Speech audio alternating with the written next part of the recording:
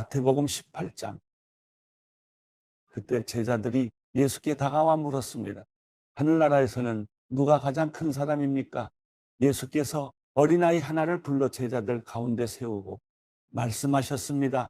내가 진실로 너희에게 말한다. 너희가 변화되 어린아이들처럼 되지 않으면 결코 하늘나라에 들어갈 수 없을 것이다. 그러므로 누구든지 이 어린아이와 같이 자신을 낮추는 사람이 하늘나라에서 가장 큰 사람이다. 또 누구든지 내 이름으로 이런 어린아이 하나를 영접하면 나를 영접하는 것이다.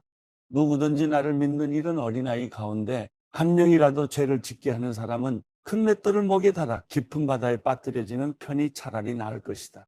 사람들을 넘어지게 하는 일 때문에 이 세상에 화가 있다. 넘어지게 하는 일이 없을 수는 없으나 넘어지게 하는 걸림돌과 같은 사람에게는 화가 있을 것이다. 내 손이나 내 발이 너를 죄짓게 하거든 잘라내버려라. 두 손, 두 발 다 가지고 영원히 타는 불 속에 던져지느니 불구자나 장애인으로 생명에 들어가는 것이 낫다. 내 눈이 너를 죄짓게 하거든 빼내버려라. 두 눈을 가지고 지옥 불 속에 던져지느니 한 눈만 가지고 생명에 들어가는 것이 낫다. 이 작은 사람들 가운데 한 명이라도 업신여기지 않도록 조심하라. 내가 너희에게 말한다. 하늘에서 그들의 천사들이 하늘에 계신 내 아버지의 얼굴을 항상 뵙고 있다. 너희는 어떻게 생각하느냐? 양 100마리를 가진 사람이 있는데 그 가운데 한 마리가 길을 잃었다고 하면 그가 99마리를 산에 두고 가서 길 잃은 그 양을 찾아다니지 않겠느냐?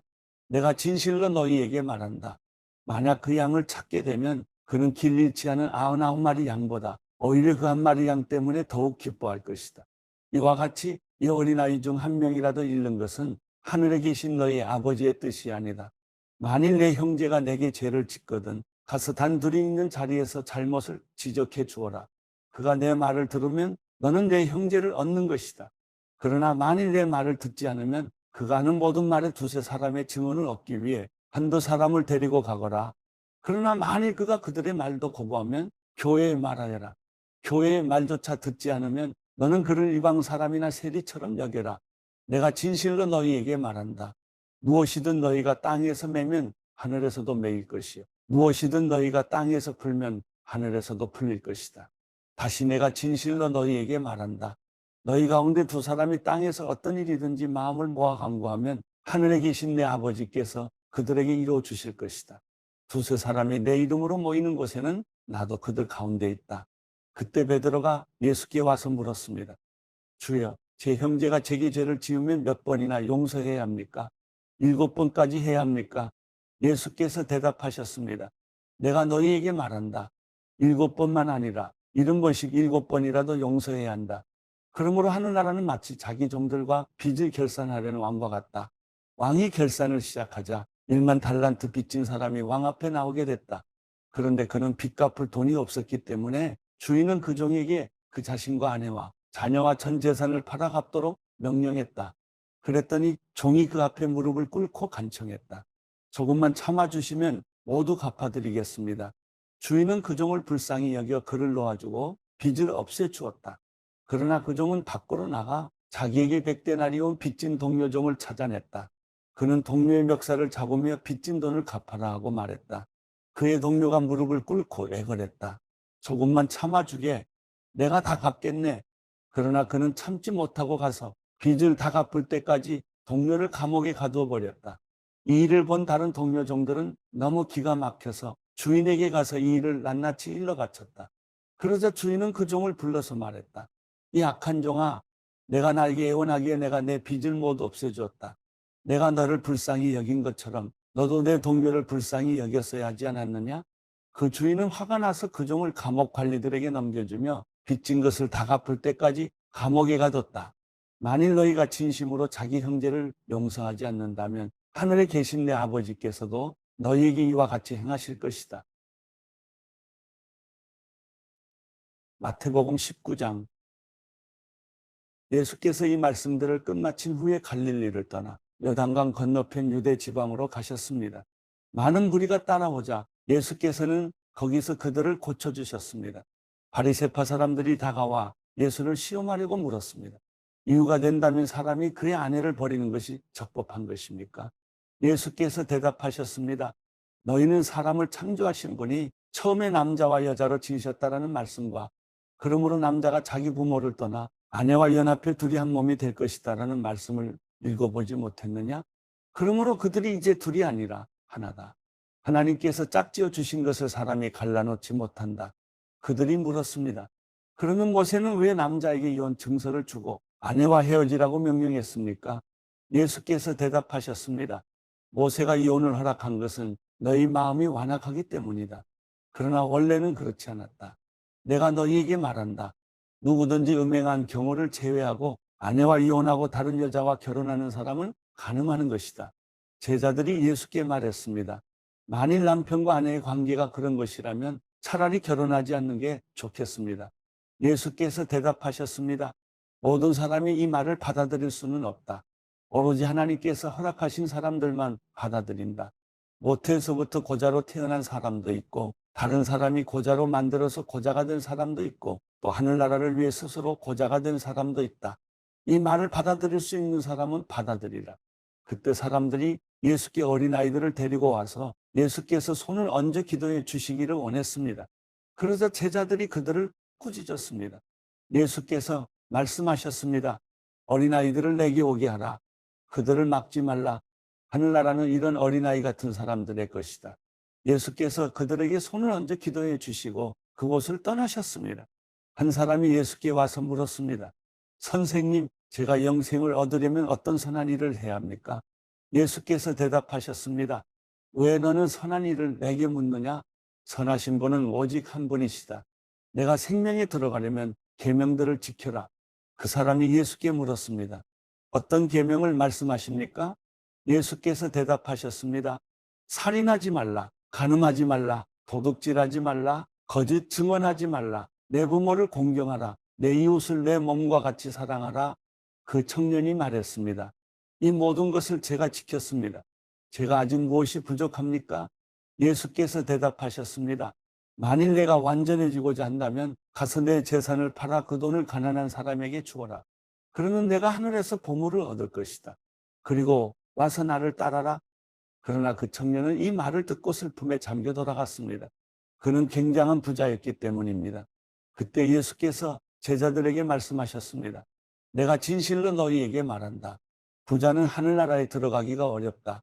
다시 내가 너희에게 말한다. 낙타가 바늘귀로 들어가는 것이 부자가 하늘나라에 들어가는 것보다 쉽다. 제자들은 이 말씀을 듣고 매우 놀라 물었습니다. 그러면 도대체 누가 구원을 얻겠습니까? 예수께서 그들을 바라보시며 말씀하셨습니다. 사람에게는 불가능한 일이다. 그러나 하나님께는 모든 것이 가능하다.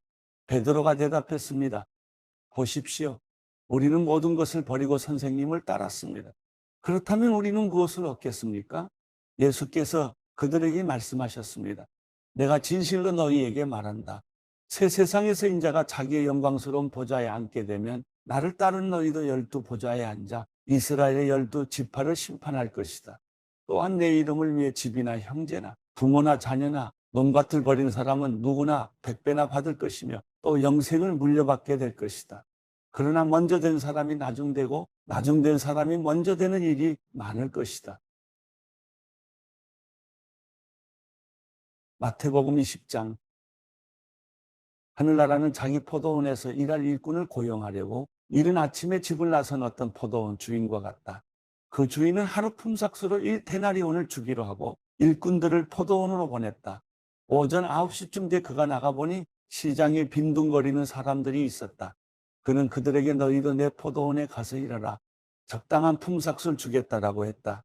그래서 그들도 포도원으로 들어갔다.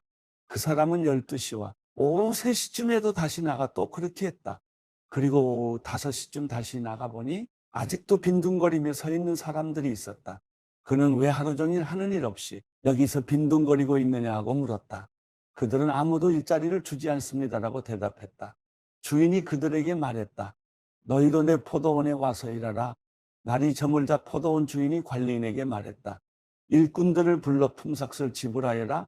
맨 나중에 고용된 사람부터 시작해서 맨 처음 고용된 사람까지 그 순서대로 주어라. 오후 5시에 고용된 일꾼들이 와서 각각 1데나리온씩 받았다. 맨 처음 고용된 일꾼들이 와서는 자기들이 더 많이 받으리라고 기대했다. 그러나 각 사람이 똑같이 1데나리온씩 받았다.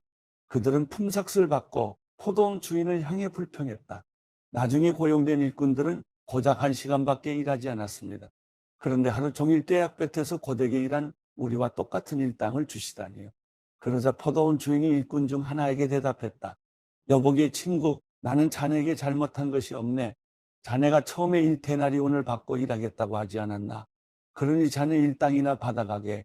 나중에 온 일꾼에게 자네와 똑같이 주는 것이 내 뜻이네. 내가 내 것을 내 뜻대로 하는 것이 정당하지 않은가? 아니면 내가 선한 것이 자네 눈에 거슬리는가? 이처럼 나중된 사람이 먼저 되고 먼저 된 사람이 나중될 것이다. 예수께서 예루살렘으로 올라가시면서 12 제자를 따로 곁에 불러 놓으시고 길에서 그들에게 말씀하셨습니다. 보라, 우리는 지금 예루살렘으로 올라가고 있다. 거기서 인자는 대제사장들과 율법학자들에게 넘겨질 것이고 그들은 인자에게 사형 선고를 내릴 것이다. 그리고 그들이 인자를 이방 사람들에게 넘겨주면 그들은 인자를 조롱하고 채찍으로 때리고 십자가에 못 박을 것이다. 그러나 인자는 3일째 되는 날에 다시 살아날 것이다. 그때 세베대의 아들들의 어머니가 자기 아들들과 함께 예수께 다가와 무릎을 꿇으며 간청했습니다. 예수께서 물으셨습니다. 무엇을 원하느냐? 그 여인이 대답했습니다. 주의 나라에서 제 두 아들 중 하나는 주의 오른편에 다른 하나는 왼편에 앉게 해주십시오. 예수께서 그들에게 대답하셨습니다. 너희가 지금 무엇을 구하고 있는지 모르는구나. 내가 이제 마시려는 잔을 너희가 마실 수 있겠느냐? 그들이 대답했습니다. 할 수 있습니다. 예수께서 그들에게 말씀하셨습니다. 너희가 분명히 내 잔을 마시게 될 것이다. 그러나 내 오른편이나 왼편에 앉는 것은 내가 정해주는 것이 아니다. 그 자리는 내 아버지께서 정하신 사람들에게 돌아갈 것이다. 이 말을 들은 다른 10명의 제자들은 이 두 형제에게 분개했습니다.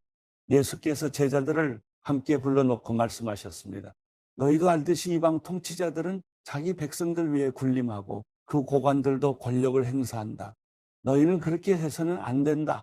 오히려 누구든지 너희 중에서 큰 사람이 되려는 사람은 너희를 섬기는 사람이 돼야 하고 누구든지 첫째가 되려는 사람은 너희의 종이 돼야 한다. 인자 역시 섬김을 받으러 온 것이 아니라 섬기러 왔고 많은 사람을 위해 자기 목숨을 대속물로 주려고 온 것이다. 그들이 여리고를 떠날 때에 큰 무리가 예수를 따랐습니다. 눈먼 사람 2명이 길가에 앉아 있다가 예수께서 지나가신다는 말을 듣고 소리를 질렀습니다. 다윗의 자손이신 주님, 저희를 불쌍히 여겨주십시오. 사람들이 그들을 꾸짖으며 조용히 하라고 했습니다. 하지만 그들은 더욱 큰 소리를 질렀습니다. 다윗의 자손이신 주님, 우리를 불쌍히 여겨주십시오. 예수께서 걸음을 멈추고 그들을 불러 물으셨습니다. 내가 너희에게 무엇을 해주기 원하느냐? 그들이 대답했습니다. 주님, 우리 눈을 뜨게 해주십시오. 예수께서 그들을 불쌍히 여기시고 그들의 눈에 손을 대셨습니다. 그러자 그들이 곧 다시 보게 됐습니다. 그리고 그들은 예수를 따랐습니다.